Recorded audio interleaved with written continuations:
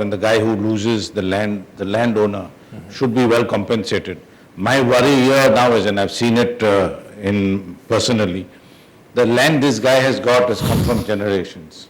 He sells it, collects the money and blows it up. What happens to future generations? You know, I went to a village, a guy had sold his land, we had bought it from him. So I went to see. He had 3 sumos and he had a treadmill. Yep. So I told him, why do you have a treadmill? You don't even have electricity. He says, Ambani ka paas treadmill hai, mere paas bhi hai. Wow. You know, he brought the money up. Yeah, but it's that's what worries me, because he has not owned the land. Yes. He has inherited the land. We give him the money. So we've got to really think, when we look at land, that when we buy the land, how do we make sure that future generations of the family do not lose out on their legacy? Yeah. And he does not monetize his legacy and blows it up, which is, I think, a major social issue. Yeah. It is not a question of endowment, but capacity building. Right. Build the capacity. I think in Gujarat, while we have examples of, you know, quick land assistance, that's still an area, I think, where they can show improvement. And there are a lot of innovative things that are happening on land.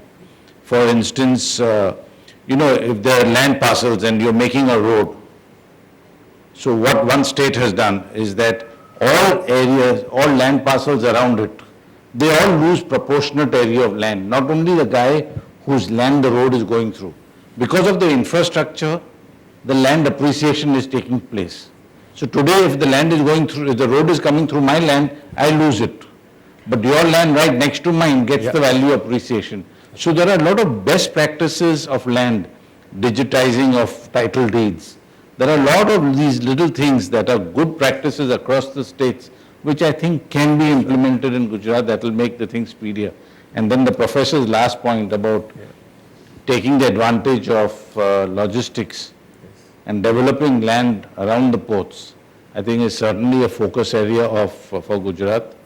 And I would add one more thing, that let's not look land alone. You know, land eventually is for growth, for development, and then what? While there are 3 major ports, commercial ports, there are a lot of captive ports in Gujarat. And the government should look at a policy where these captive ports can become commercial ports. So you don't have to recreate capacity. You can sweat that asset, that captive port can now also be a commercial port to the extent of 10, 15, 20%. Better utilization of existing. Exactly, and therefore you sweat the asset that is already there. So the jetties, the coastal land, and best practices in land are something I would focus on. Let me come to you, Mr. Parekh, and let me expand the issues for you a little bit. I see the book on the table, and I'm referring to the chapter that you have contributed to this. And instead, apart from land and labor issues, if you could explain to us why it seems you are pretty negative on all these, and I noted them down, on formal employment, innovation, environmental damage, value addition, inequality, and contractualization of labor. On all these issues, your assessment is that Gujarat is not doing well. Yes. While the macro aggregates are looking very, very good. Yep. I know I'm publicizing your book also in the process, but it doesn't matter. These are very important issues. And if you can first address the land and labor issue, okay, and then maybe you can tell us in brief why you are so negative.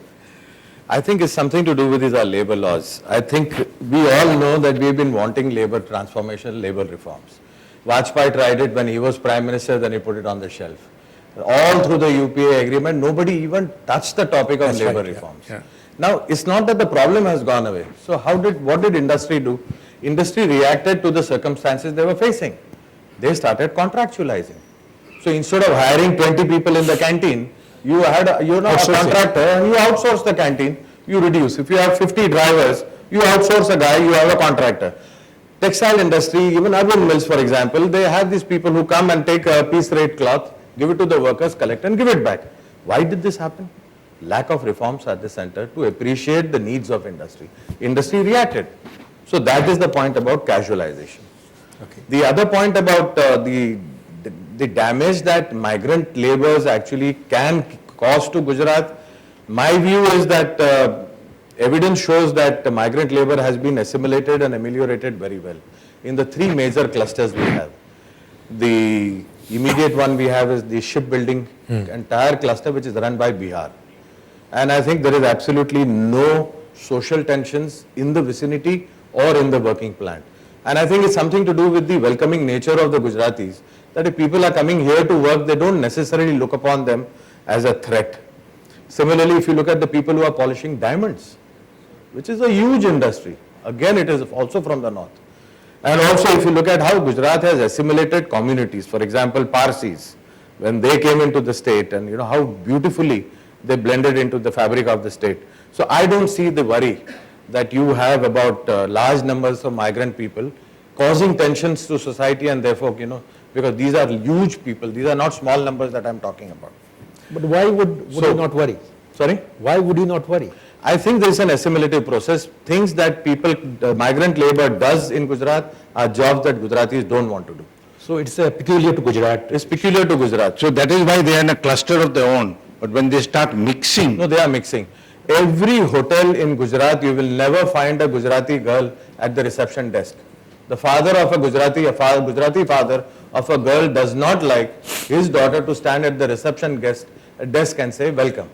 All these people are from outside the state. Our entire hospitality sector is outside. All the nurses, a very large number of nurses in hospitals here are all from Kerala. That's true. Our secretaries are all. It doesn't necessarily cause problems. I think the tension arises when you have competing jobs. Here, I personally feel you don't want to do the job, someone else is doing the job. सेठ को जो चाहिए वो करता है, मुझे तो करना नहीं है. So I think that is what is probably a good explanation. But time will only tell about that. On land issue, I think the zoning atlas of Gujarat is almost ready. And the point that he mentioned about land banks and he mentioned about land bank is now well in place. And the biggest example and the beneficiary of this will be the special investment regions, the SIRs. 16 of them along the Bombay corridor, which is going right from Bombay into the north of Dadri. Yes. And 38% of it passes through Gujarat. Along the entire high-speed corridor, on 50 kilometers on either side, they've identified large parcels of land to create 250 square kilometers new cities. Each one of them is called an SIR, Special Investment Region, exactly styled the way Amit Bhai was saying, that this is industry, this is social infrastructure, and they have in their own way got the best of consultants from abroad, and they've done an overall macro planning. The micro is a different story, but this I think is a major step in resolving the issue of ensuring that industry gets plots which are well connected by high-speed roads into thoroughfares, from where you can transport goods and bring it back to the port from hinterland within 6 hours. That's the master plan. And I think this is going to augur very well for industrial development in the future, well organized, well managed and contained.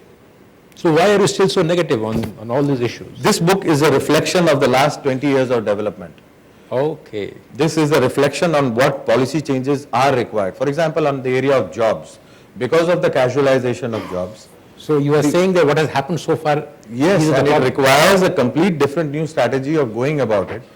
Because today we encourage exactly what Pankaj Bhai said. We invited large amount of investments which increased our turnover and output. Refineries came, SR Steel came, sponge iron. We are number 1, number 2 in so many of these raw material producing industries. That's right, yeah. So now the challenge in the next decade, we have to use industries to now do value addition on what we are producing. Are you hopeful that it will get sorted out? I am hopeful because I think the consciousness, today did you notice that the minister spoke twice? Once he spoke about labor intensive industry, second he talked about value addition. This was never on the agenda. And if he is talking about it, I suspect there should be something about it in the industrial policy that he is going to announce. Mr. Vandirevala, are you hopeful? Yes. yes, definitely. You're hopeful that these will be addressed, Mr. Guram? Yeah, I'm definitely hopeful. But like an academic, you will have a... But I think on the casualization, of course, casualization can be, it's a loaded word. So I think subcontracting, there are 2 types. If you are subcontracting your canteen to people who also bring in expertise,